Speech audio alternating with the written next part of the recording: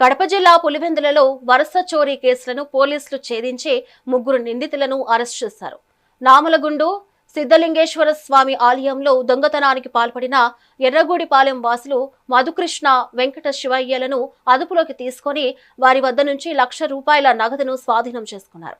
మరోవైపు బైక్ చోరీల కేసులో ప్రొద్దుటూరుకు చెందిన భూపతి మధును అరెస్ట్ చేసి 1.80 లక్షల విలువైన 7 మోటార్ సైకిళ్లను రికవరీ చేశారు. నిందితులను రిమాండ్కు తరలిస్తున్నట్లు సిఐ శ్రీరామ్ మీడియా సమావేశంలో వివరాలు వెల్లడించారు.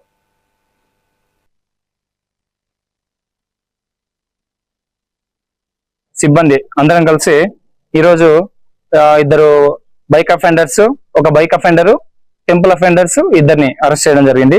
వారి వద్ద నుండి 7 బైక్స్, మోటార్ బైకుల దొంగ నుండి 7 బైక్స్ సీజ్ చేయడం జరిగింది.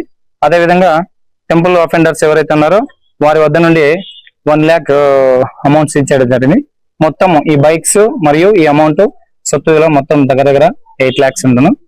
వీరిని ఈరోజు అరెస్ట్ చేసి ఈరోజు రిమాండ్ చేయడం జరుగుతుంది. ప్లేస్ వచ్చేసి ఒకరు వచ్చేసి హెలిప్యాడ్ దగ్గర బైక్ అఫెండర్ ని అరెస్ట్ చేయడం జరిగింది. అదేవిధంగా కదిరి రింగ్ రోడ్ దగ్గర గుడి దొంగతనం చేసే ముద్దాయిల్ని అరెస్ట్ చేయడం జరిగింది. వీరిని ఈ రోజు అరెస్ట్ చేసి రిమాండ్ తరలిస్తున్నాం. సిబ్బంది అందరం